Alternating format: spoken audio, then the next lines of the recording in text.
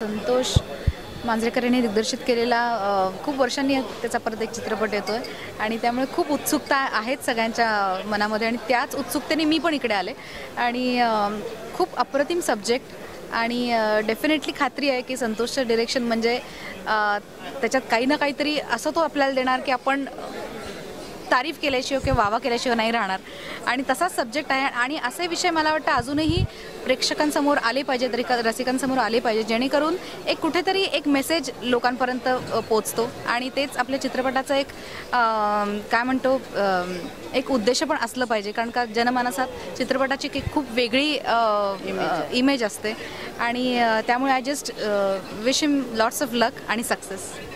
संतोष माझा खूप चांगला मित्र आहे, पण तो शांत आहे, पण त्याच्या डोक्यात परफेक्ट माहिती असतं त्याला की आपल्याला काय करायचं आहे आणि ते चित्रपटातून दिसतंय आपल्याला की त्याला परफेक्ट माहिती आहे की मला काय करायचं आहे. विचार क्लिअर आहेत त्याचे, त्यामुळे विषय खूप वेगळा आहे, लोकांपर्यंत पोचणारा आहे.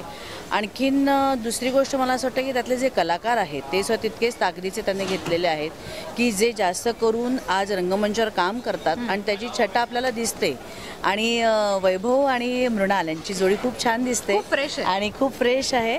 आणि दुसरी गोष्ट वैभवचं मला कौतुक कशासाठी वाटतं की वैभवला पण अनेक सिरियलमधनं बघितलेलं आहे, चित्रपटातून छोटे छोटे रोल करताना बघितलं आहे, पण वैभवनी स्वतःला खूप इम्प्रूव्ह केलं आहे. ह्या चित्रपटातून दिसतं आपल्याला ते आणि त्यामुळे तो खूप फ्रेश आणि खूप छान वाटतो आणि एक नवीन जोडपं आपल्या मराठी चित्रपटाला नक्की मिळेल असं मला वाटतं.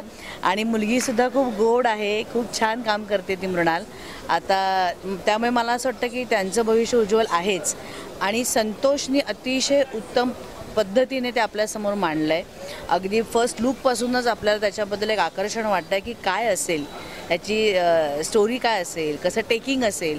आणि टेकिंग वाईज पण तो खूप छान झाला आहे चित्रपट. म्हणजे गाणंसुद्धा खूप इंटरेस्टिंग झालं आहे किंवा आपल्याला जेव्हा आपण प्रेमात पडतो तेव्हा खरंच जईस ते काष्टी आपल्याला आपला पार्टनर दिसत असतो आणि ते त्या गाण्यात त्याने इतकं छान दाखवलं आहे की कुठेही ओव्हर नाही केलं आहे त्याने, कुठेही त्याचं खूप छान साधेपणाने पण तरीसुद्धा खूप छान असं त्याने केलं आहे. त्यामुळे मला असं वाटतं चित्रपटही चांगलाच असणार आणि यश हे नक्कीच त्याच्या पाठीशी आहेच. सुराज येत आहे, सुराज येत आहे, सुराज येत आहे.